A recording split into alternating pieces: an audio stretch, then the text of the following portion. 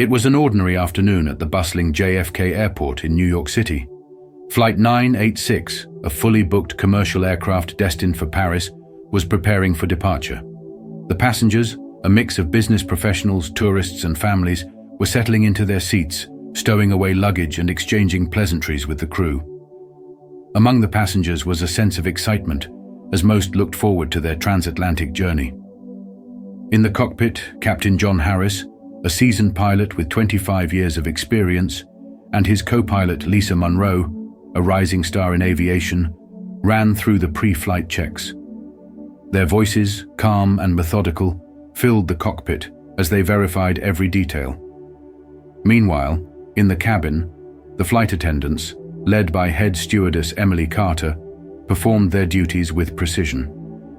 Emily, a 35-year-old with over a decade of experience, was known for her unflappable demeanor and ability to handle any situation. The aircraft taxied onto the runway and with a powerful roar ascended into the clear blue skies. The flight was smooth and uneventful as the plane reached cruising altitude. The passengers relaxed, the in-flight meal service began, and the crew settled into their routine. About 3 hours into the flight, the calm was shattered. Captain Harris began to feel a wave of dizziness and nausea. Thinking it was a temporary illness, he handed control to Lisa and stepped aside to compose himself. However, moments later, he collapsed in his seat, unconscious. Lisa immediately called for help and activated the emergency protocol, summoning Emily to the cockpit. Lisa, now in full control of the aircraft, was focused on maintaining stability while trying to assess John's condition. But as she worked, she too began to experience similar symptoms. A sense of dread filled the cockpit as Lisa struggled to remain conscious.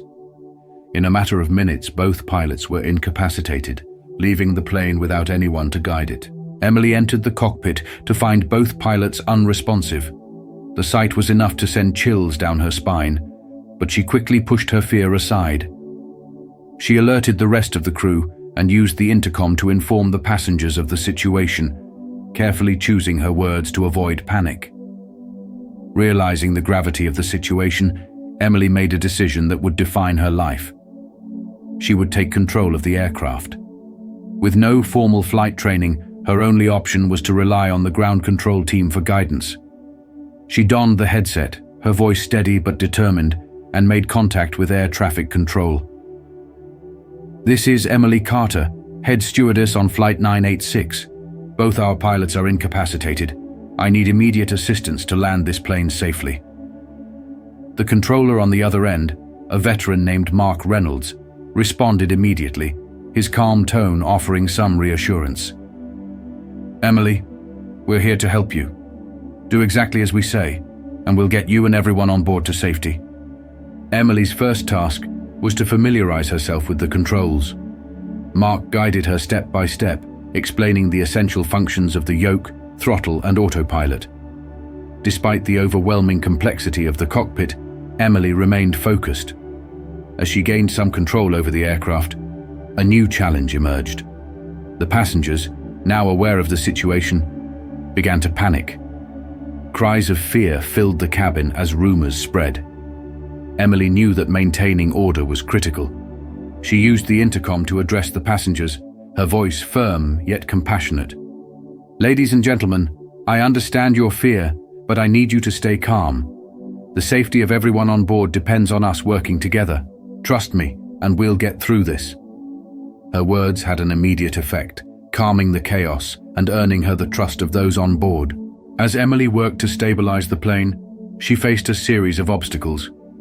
Turbulence rocked the aircraft, testing her limited skills.